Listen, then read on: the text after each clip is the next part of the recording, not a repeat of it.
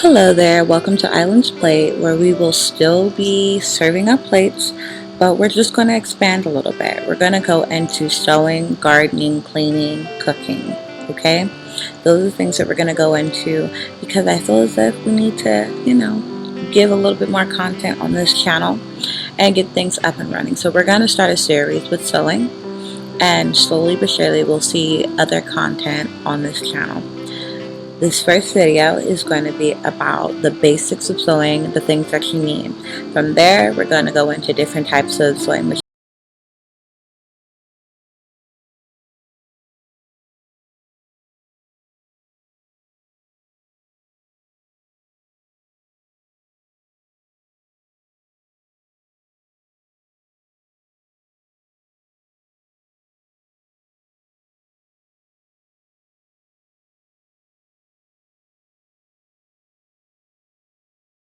One thing that we can always use to sew our garments, clothes, curtains, whatever fabric it is that we need to sew is Old Faithful, which is our hands.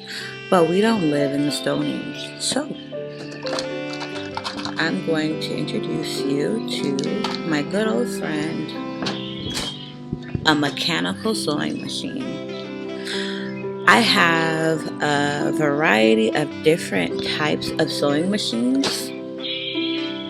I have a variety of different sewing machines, but I'm going to just introduce you to the cheapest tier, which is going to always mostly work for you. This is going to be around $75 up from there, okay, for a mechanical sewing machine. Mechanical sewing machine means not computerized, and that means it's going to be less likely without proper maintenance, with proper maintenance, to fail on you. Okay, so it's going to give you, hold on, it's going to give you a few sewing options for you. It does do a single step buttonhole. Just read your instructions on how to do it for your particular machine. All of my machines are brother, so I can't tell you how to do all of your machines, but I can show you how generally they go for the most part. I will do a threading video on how to thread generally most of your machines, okay? But here is a mechanical machine. Did I say electrical or computerized sewing machines can have electrical issues? So therefore, this is why I would say get you a starter, beginner, good, sturdy mechanical machine. So if for whatever reason you need to turn your computerized sewing machine in for maintenance or to be fixed, you always have Old Faithful with you, okay? I do have computerized machines. They have not failed on me, but I know it's a possibility, so I'm going to always hold on to my mechanical machine in case I need it. Okay, so there goes number one. Number two,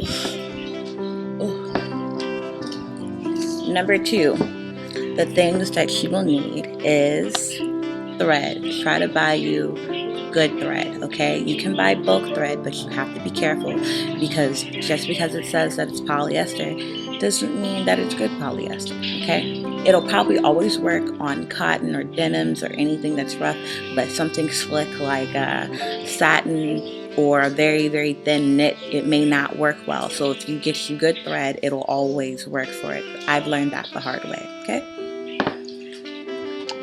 Chalk. You're going to need chalk or air water soluble chalk. I prefer to use chalk instead of the air soluble chalk because sometimes before I can even get to the cutting part of my pattern, it's already gone. Like, I need you to stay a little bit. Can you stay a little while? I'd much rather just wash, just wash the garment and get rid of the chalk that way. Alright, a rotary cutter. It will make your life so much easier when you are cutting and you don't want to have to physically the whole way through. Ooh, girl, look at me being clumsy. get you a rotary cutter, and also get you blades that fit. This is it's not going to show. This is a 45 millimeter. Just go to your nearest Walmart even, and get you some blades. Back to the scissors. Get you some scissors, okay? Now, my scissors are pretty bland on purpose, so I know what I'm grabbing when I'm grabbing it, okay? So these are my fabric scissors. I do not cut paper with it. I don't cut out my pattern with these, or like the pattern paper.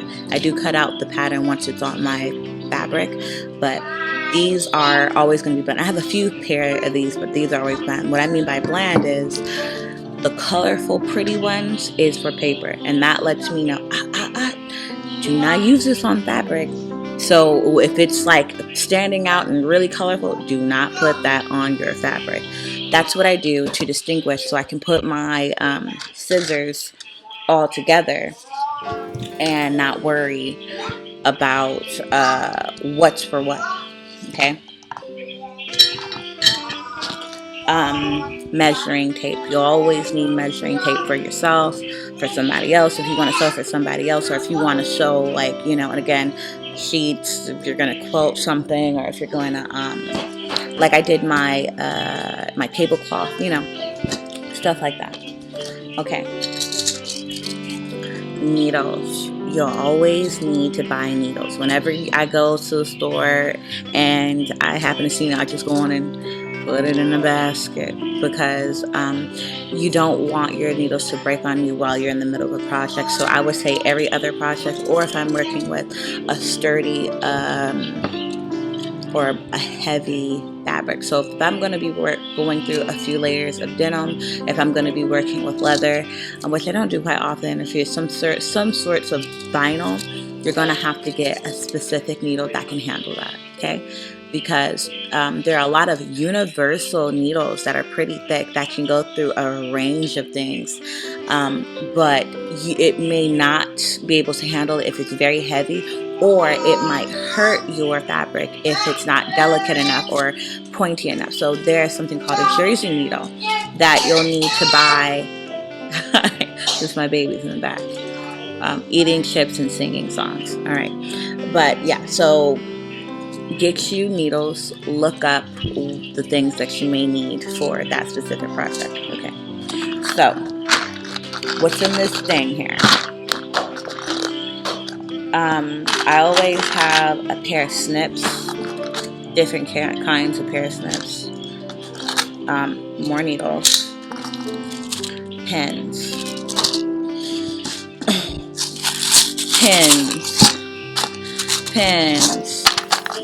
hold on, pins, pins, you're gonna need pins, okay? There are different sizes and different kinds for different reasons. One is if I'm going to do a very long project, I bring out my very long needles. If it doesn't need all that needle space, I use my short needles, okay? And then there's my medium sized needles. Then there's my metal needles. I haven't been able to find glass needles, okay? Like locally, like I have to order them, and sometimes I'm impatient, I don't want to wait, and I saw metal needles, so I just use pens. So the reason why you would want to buy glass or metal needles along with whatever your extra pins are is when you're ironing it before you sew it, so it stays in the same structure that you need it to be in, because fabric likes to roll on you. You don't want it to roll on you. You want it to stay the way that it is. You're going to pin it, and then you're going to iron it, and then you're going to sew, and then remove the pins as you go.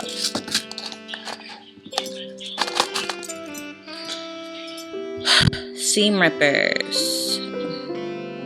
Hold on. Seam rippers. You're going to need some seam rippers. Things that you'll need that maybe you can hold off on. Wait, hold on. Sorry. This is not something you can hold off on. You need to get this. Rulers. You're going to need the rulers along with your measuring tape, your body tape. Along with this, because this is a must-have. You need this.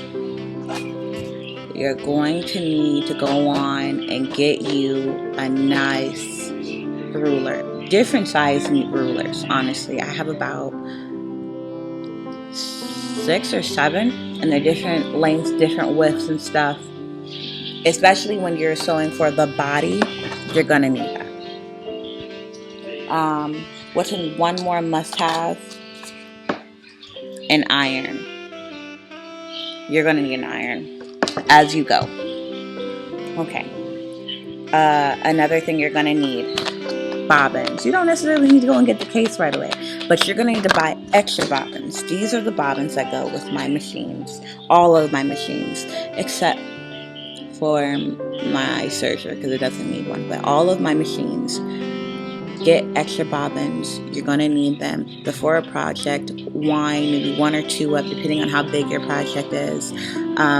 So that way you can just put it in there and go if you see that your machine is running low on bobbin thread.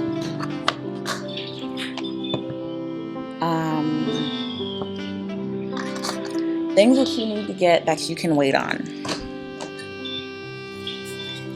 Clappers. Some people would say it's a must-have. You need to get it immediately. But what's going to happen is, like, let's say you're ironing knitted fabric and you're going to iron it. And what knitted fabrics or some fabrics like to do, or like if it's thin cotton, it's going to roll on you after you iron it. It's going to press it down right on there, and it's going to stay in place because it's going to cool it down straight. That's what a clapper is. Things that you can wait on. These are things that you can wait on. We're getting extra now, okay? This is my handy dandy sewing case. So, my sewing box, sorry. People normally have a wooden, sturdy sewing box, but this sewing case, hold on, let me lean it over. Sewing case comes with all my extra Sharpie things here, different layers here of things. There's so many more bobbins in there, so many more scissors in here. Oh yeah, that's something maybe I can show you right now. Something that'll help you when we go into more topics about sewing. These are pinking shears. So if you don't have an overlocker, or you don't want to do the zigzag stitch, you didn't have time to go back and do that, you're going to cut with your pinking shears to stop your fabric from fraying. Because when you sew on the bias, that means that your sewing fabric or your material is going to want to fray. It's going to want to come apart. If you cut it with pinking shears, you're going to stop that fraying from happening, or stop your garment from unraveling.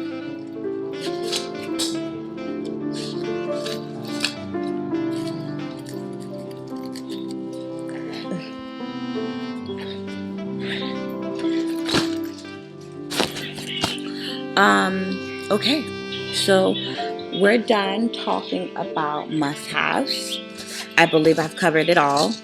Honorable mentions is also going to be my little sewing desk. So as I'm sewing, I just throw, like I always have when I'm sewing. This is my regular setup, right? This is what it looks like for me before I go. Before I let you go.